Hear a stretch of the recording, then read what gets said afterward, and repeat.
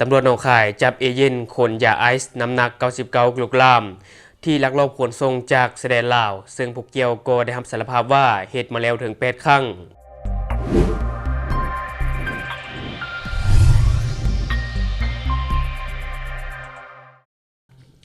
สบายดีท่านผู้ชมยินดีต้อนรับเข้าสู่รายการ Talk the New และในวันนี้เองข้าพเจ้าจะมานำเสนอข่าวสารที่น่าสนใจที่ว่าตำรวจหนองคายได้จับเอเย่นขนยาไอซ์น้ำหนัก99กิโลกรัมซึ่งจุดสนใจของข่าวนี้ก็คือว่าผู้เกี่ยวได้ลักลอบขนส่งจากชายแดนลาวและผู้เกี่ยวก็ยังได้รับสารภาพว่าเหตุมาแล้วถึง8 ครั้งและข่าวตัวนี้ข้าพเจ้าจะมาจากเพจสำนักข่าว CIA ประเทศไทยที่ว่าเขาจะได้ลงเอาไว้ในเมื่อวันที่20 ธันวาคม 2025 กองกำกับการสืบสวนสถานีตำรวจภูธรเมืองหนองคายจังหวัดหนองคายพลตำรวจตรีอัธชนส่วงงามผู้บังคับการตำรวจภูธรจังหวัดหนองคายพร้อมด้วยหน่วยงานที่เกี่ยวข้องได้ร่วมกันแถลงผลการจับกุมท้าวทวีวัฒน์แก้วกันหาอายุ61 ปีชาวจังหวัดสกลนครพร้อมของกลางยาไอซ์น้ำหนักรวม99กิโลกรัมและก็มีรถเก๋งยี่ห้อ Toyota Vios สีเทา1 คันหมายเลขทะเบียนกพ8175อุดรธานีซึ่งการจับกลุ่มในครั้งนี้สืบเนื่องมาจากวันที่19 ธันวาคม 2025 ที่ผ่านมาชุดสืบสวนสพ.โพธิ์พิสัยได้รับแจ้งจากสายลับว่ามีรถเก๋งต้องสงสัยยี่ห้อและทะเบียนดังกล่าวจะเข้ามาหับยาเสพติดเพื่อลำเลียงเข้าสู่พื้นที่ในตอนนี้เจ้าหน้าที่จึงวางกำลังซุ่มเฝ้ากวดกาบริเวณถนนผนังชลประทานช่วงระหว่างบ้านท่าใต้บ้านหาดคำตำบลหาดคำอำเภอเมืองหนองคายตกมหอดเวลาประมาณ20:00 นพบรถต้องสงสัยขับผ่านหน้าร้านอาหารริเวอร์ซิลมุ่งหน้าเข้าตัวเมืองเจ้าที่จึงได้ติดตามอย่างใกล้ชิดเมื่อฮอดทางแยกหมู่บ้านดอนสวรรค์รถคันดังกล่าวก็ได้เร่งความไวพยายามหลบหนีก่อนจะถูกสกัดให้หยุดเพื่อทำการกดค้นและผลการกดค้นก็พบเห็นยาไอซ์ซุกเสื่องใส่บริเวณเบาะหลังภายในกระเป๋า6 ใบ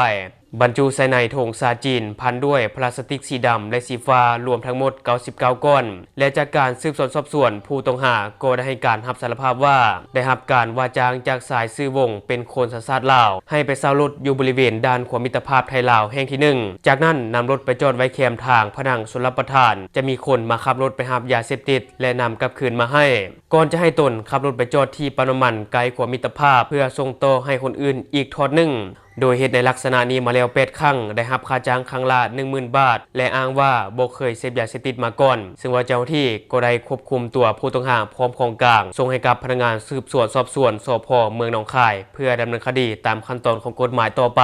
อันนี้ก็จะเป็นเนื้อในข่าวที่ว่ามีการจับกลุ่มคนไทยเนาะที่ว่าเกี่ยวข้องกับคนลาวซึ่งว่าจะถูกสั่งการโดยคนลาวแล้วคนเฮ็ดเวียกหรือว่าคนถูกจับก็จะเป็นคนไทยเนาะแต่ก็น่าเสียดายที่ว่า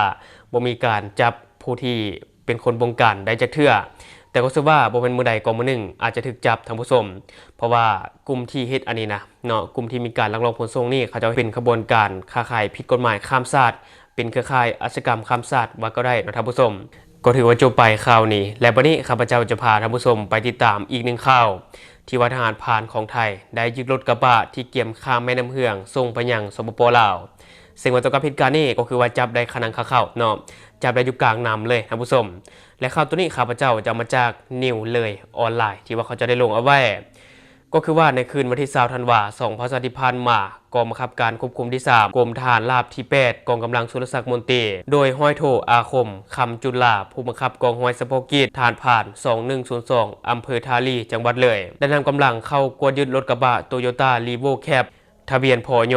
8807ขอนแก่นในขณะที่กำลังจะข้ามแม่น้ำเหืองส่งไปยังสปป.ลาวอยู่ที่ท่าปาซักบ้านนาจารหมู่1ตำบลปากตมอำเภอเชียงคานจังหวัดเลยซึ่งตัวการเหตุการณ์นี้ก็คือว่าคนขับรถนะแม่นได้อาศัยความมืดแล่นหนีข้ามไปยังสปป.ลาวและในปัจจุบันนี้เจ้าหน้าที่ก็ได้นำรถกระบะของกลางส่งให้กับพนักงานสอบสวนสถานีตำรวจภูธรเชียงคานเพื่อดำเนินคดีตามขั้นตอนของกฎหมายต่อไปซึ่งว่าตัวกับข่าวนี้น่าเสียดายท่านผู้ชมบ่สามารถจับผู้ขับรถได้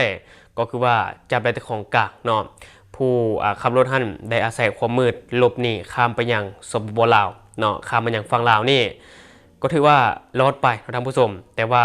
บ่เป็นมือใดก็มือหนึ่งอาจจะถูกจับซึ่งเบาถึงการลักลอบขนส่งรถจากข้ามของในปัจจุบันหรือว่าข้ามชายแดนระหว่างลาวและไทยนี่ก็ถือว่าเกิดขึ้นอย่างต่อเนื่องบ่ว่าจะเป็นรถจักรรถใหญ่ท่านผู้ชมซึ่งว่ารถใหญ่โดยเฉพาะก็เป็นรถใหญ่พ่วงอยู่สปป.ลาวในปัจจุบันนี้ถือว่ามีหลายท่านผู้ชมมีหลายแห่ง ถือว่าลักลอบกันคนเข้ามาตลอดและก็เฮ็ดกันแบบเปิดเผยมีการโพสต์ถามอยู่ในเฟซต่างๆก็มีคือกันซึ่งว่าการลักลอบขนส่งข้ามจากฝั่งลาวมาฝั่งไทยจากฝั่งไทยมาฝั่งลาวนี่ส่วนใหญ่เขาเจ้าจะเฮ็ดเป็นขบวนการมันเลยเป็นเรื่องที่ยากที่ว่าจะจับได้ทั้งหมดไว้ที่ซะเนาะจับได้คนไทยก็ยังมีคนลาวเป็นผู้บงการแบบนี้นะสมมติจับได้คนลาวมันก็ยังมีอีกหลายคนมันมีหลายกลุ่มแก๊งวันที่ซะแต่แล้วก็ตามเนาะก็เชื่อว่าเจ้าหน้าที่ตำรวจแต่ละฝ่ายว่าจะลาวและก็ไทยเขาจะมีความเข้มงวดในการรักษาความสงบเรียบร้อยตามแนวชายแดนอยู่แล้ว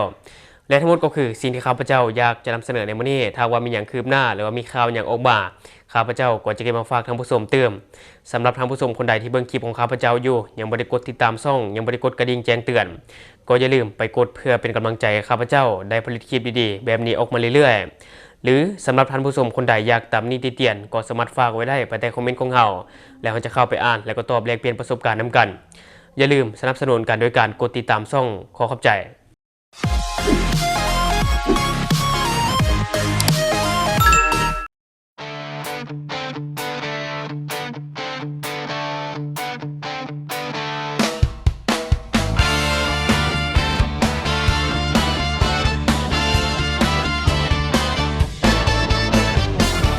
ข่าวสารที่หลากหลายวิเคราะห์ตรงประเด็น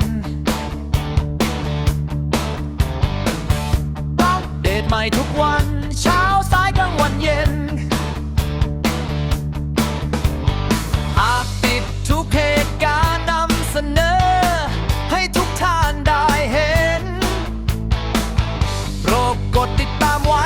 ช่อง Talk the News Talk the News Talk the News Talk the News Talk the News Talk the News Talk the News Talk the News Talk the News Talk the News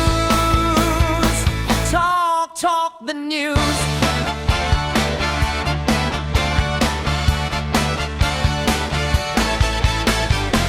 นำเสนอโดยคนลาวเจ้าข่าวจากวงในลงคลิปก่อนใครๆเสิร์ฟสิ่งใหม่ๆให้เสมอแหล่งข่าวเชื่อถือ